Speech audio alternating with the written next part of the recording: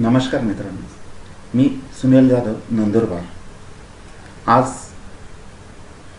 व्हीलुकअप आणि मॅच या दोन फॉर्म्युल्यांचं कॉम्बिनेशन करून एक आगळीवेगळी ट्रिक घेऊन आलेलो आहे. आपल्याला बऱ्याचदा मोठ्या माहितीतून आपल्याला ठराविक घटकांची माहिती शोधायची असते. अशा वेळेस आपल्याला या फॉर्म्युल्यांचं कॉम्बिनेशन करून ती माहिती कशी शोधता येईल ते पाहूया. समोर एक यादी आहे. विद्यार्थ्यांच्या परीक्षेतली गुणांची माहिती इथं आहे. त्यात विद्यार्थ्याचे नाव, बाजूला प्रात्यक्षिक, तोंडी, लेखी आणि एकूण असे वेगवेगळे कॉलम आहेत आणि त्याच्यात ती माहिती भरलेली आहे. याच्यात आपल्याला मला विशिष्ट विद्यार्थ्याने कोणत्या घटकामध्ये, जसं की प्रात्यक्षिक असेल किंवा तोंडी असेल, लेखी असेल, त्याच्यात किती गुण मिळवले हे शोधायचं आहे.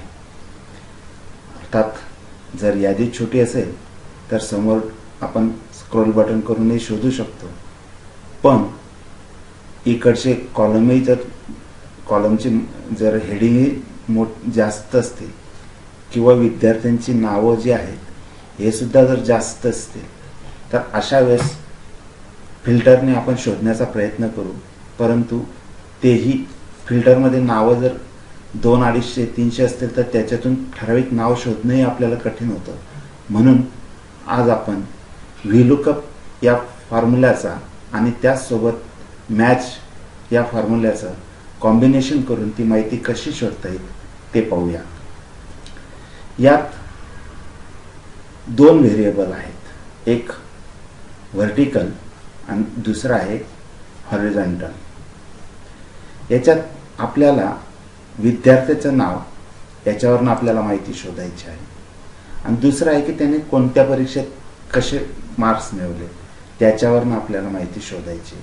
आणि त्याने त्या घटकात गुण कसे मिळवले, किती मिळवले ते आपल्याला या J5 क्रमांकाच्या सेलमध्ये आले पाहिजेत. याच्यासाठी आपल्याला व्हीलुकअप फॉर्म्युला वापरावा लागेल. तर मी व्हीलुकअप फॉर्म्युला समजवतो. मला आता सुमित भोई या मुलाचे तोंडी परीक्षेतले मार्क्स या ठिकाणी दिसले पाहिजे म्हणून मी व्हीलुकअप फॉर्म्युला वापरून ते आणत आहे. तर इज इक्वल टू व्हीलुकअप हा फॉर्म्युला मी केला. यानंतर आपल्याला विचारतं लुकअप व्हॅल्यू, की आपल्याला लुकअप व्हॅल्यू ही कोणत्या सेलवरनं घ्यायची आहे. मग आपल्याला आता हे जरी हा जो टेबल आहे याच्यातून जरी माहिती शोधायची आहे, पण आपल्याला ही लुकअप व्हॅल्यू म्हणजे या विद्यार्थ्याचं नाव इथं जे असणार ते या टेबलला दिसलं पाहिजे. म्हणून ही सेल रेफरन्स आपण देणार आहोत. लुकअप व्हॅल्यू आपण H5 ही सेल घेणार आहोत, कॉमा, त्यानंतर टेबल ॲरे. ही माहिती जी आहे ही आपल्याला कोणत्या टेबलवरनं शोधायची, तो टेबल आपल्याला सिलेक्ट करावा लागेल.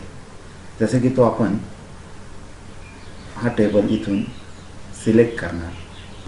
पण हा टेबल मला आता फ्रीज करावा लागेल म्हणून मी F4 हे की दाबणार.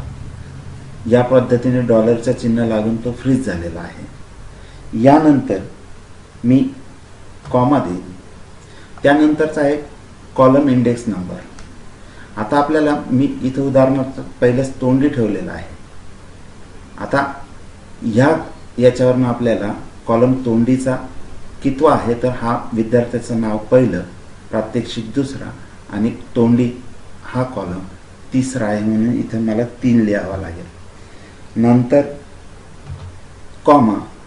आता मला एक्झॅक्ट मॅच पाहिजे म्हणून मी फॉल्स घेतला, किंवा मी 0 लिहू शकतो. या ठिकाणी 0 लिहिला तरी तोच त्याचा अर्थ होतो. आणि ब्रॅकेट कंप्लीट करून मी एंटर दिला. आता तुम्ही बघत असणार सुमित भोई याला तोंडीत 4 मार्क्स मिळाले आहेत. पहिलंच नाव सुमित भुई आहे, त्याला तोंडी 4 मार्क्स आहे. इथपर्यंत हा व्हीलुकअप फॉर्म्युला झाला. व्हीलुकअप फॉर्म्युल्याने ही माहिती आणू शकतो. पण आता मला तोंडीऐवजी इथं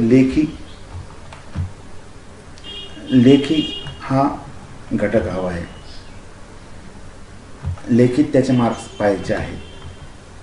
पण आता गंमत बघितली असेल की आता तो 4 जी व्हॅल्यू आलेली आहे J5 ला ती बदलली नाही.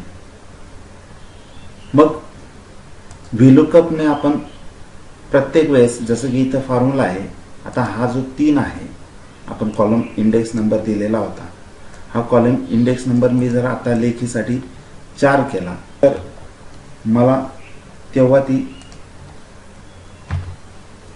4 केल्यानंतर मला लेखीचे इथं गुण मिळाले. पण असं प्रत्येक वेळेस कसं बदलणार? मग याच्यासाठी आपल्याला या व्हीलुकअप फॉर्म्युल्यासोबत इथं मॅच हा फॉर्म्युला काम करणार आहे. तो मॅच फॉर्म्युला काय काम करतो ते आपल्याला बघावं लागणार आहे. त्या मॅचने फक्त आपल्याला आता व्हर्टिकलने आपण H5 किंमत देऊन विद्यार्थ्याच्या नावानुसार शोधलं. आता आपल्याला आडवं सुद्धा शोधायचं आहे हॉरिझॉन्टल व्हेरिएबलने. तर मग तो हॉरिझॉन्टल व्हेरिएबल आपल्याला हा जो 4 किंवा 3 अंक आला होता कॉलम इंडेक्स, तो इथं बदलला पाहिजे. म्हणून मॅच या फंक्शनचा वापर करावा लागेल. हा 4 मी काढला आणि इथं आता मॅच हा आपण फॉर्म्युला वापरूया. ब्रॅकेट कंप्लीट आधी करून घेतलं.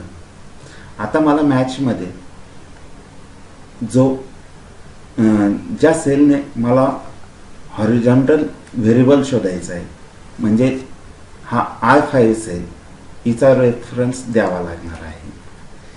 कॉमा लुकअप व्हॅल्यू मी I5 घेतली. नंतर लुकअप ॲरे जो आहे, हा लुकअप ॲरे मी आता पूर्ण टेबल न घेता मला आडवी माहितीचे जे हेडिंग्स आहेत ज्याच्यावर मी कॉलम ठरवला आहे, तो त्या याचे मी फक्त पहिली सेल हेडिंगची जी सेल रेंज आहे ती सिलेक्ट केली. तिलाही मी फ्रीज करतो.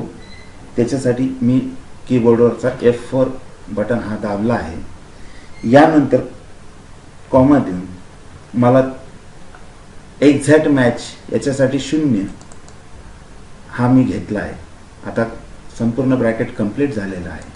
आता मी एंटर देतो. आता लेखीचे 26 मार्क्स इथं आले. आता गंमत पाहूया. मी सुमित भुई ऐवजी आता तिथं विद्यार्थ्याचं नाव बदलतो. Ctrl+V करतो. गौरव महाले मी आधीच कॉपी करून ठेवला आहे. गौरव महाले, त्याचे आता लेखीचे गुण बदलले 30. आपण इथून जर पाहिलं तर खाली गौरव महाले असेल,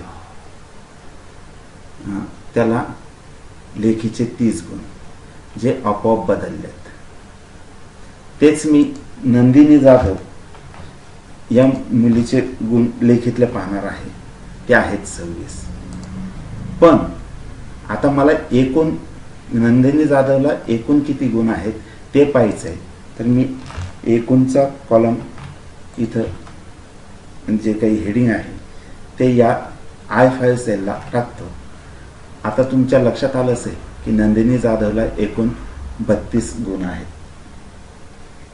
ही ट्रिक म्हणजेच व्हीलुकअप प्लस मॅच हे दोघं फॉर्म्युले कॉम्बिनेशन करून आपण अशा प्रकारे माहिती चुटकीसरशी शोधू शकतो. नक्कीच तुम्हाला व्हीलुकअप आणि मॅचचं कॉम्बिनेशन आवडलं असेल. धन्यवाद.